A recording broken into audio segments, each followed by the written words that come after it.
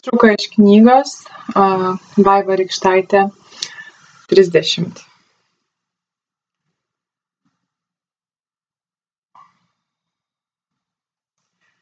Ties sankryža Kingslando gatvė virsta Stoke Newingtono didžiąja gatve.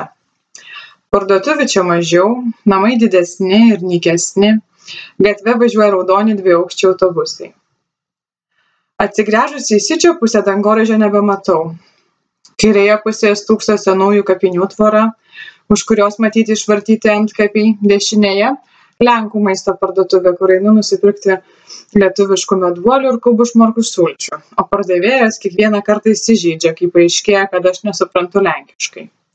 Lentynos nukrautos raugintais kopūstais, marinuotais burokais, užpilamomis sriubomis su makaronais, riestainiais, duonos kepalais ir prieskoniais Vegeta. Koldūnai, virtiniai, rūkytos dešros, jogurtai, vaistai, kuriems receptų nerašo gydytojai anglai. Vyras vedinas kokių 5 metų berniuku. Perka batono, sūrio, lenkiškų obuolių. Berniukas išsidera šokoladą.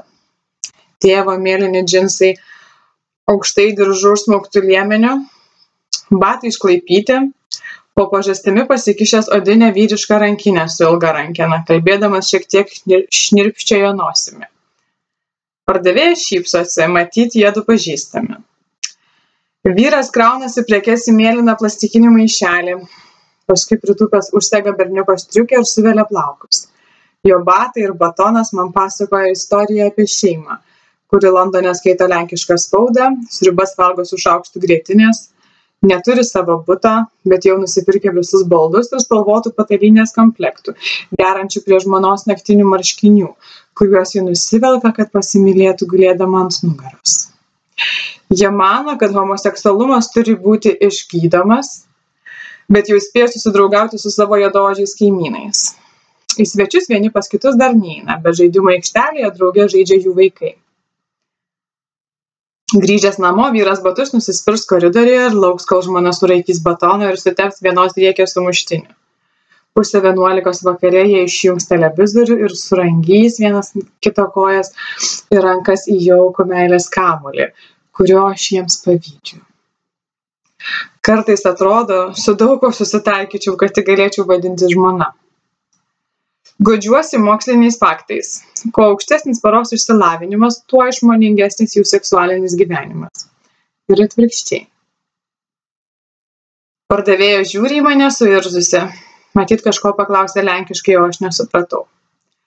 Kalbėkime angliškai, pasiūlau. Ir iš karto, kažin kodėl pataikaudama priduriu. Dziękuję bardzo. Dziękuję. Dziękuję. Do widzenia.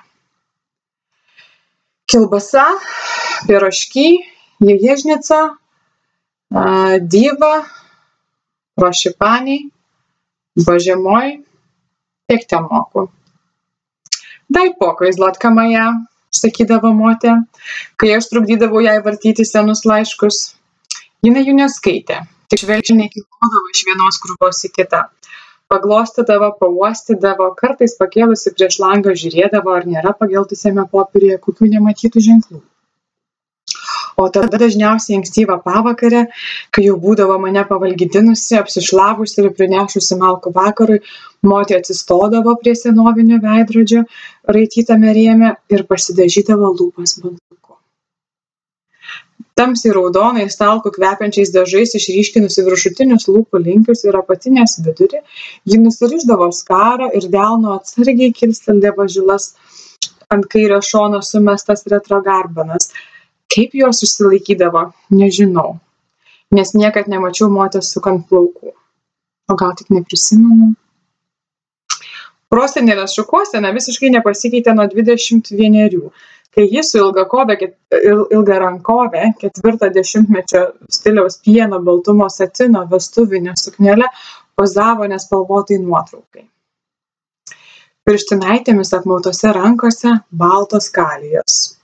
Akyse džiugus beprasidedančio gyvenimo ilgesys, o šalia gražus vyras su karininko uniforma. Staselis. Motė mėgo pasakoti apie jaunystės laikų istoriją, kuri jai pačiai atrodė labai juokinga. Apie tai, kaip tėveliai jai bandė papiršti poną Benediktą Tarasevičių, senbernį iš labai geros šeimos. Silvija, taip anuomet vadinta mano motė. Ponas svečiuose sulaukdavo beveik kiekvieną savaitgalį.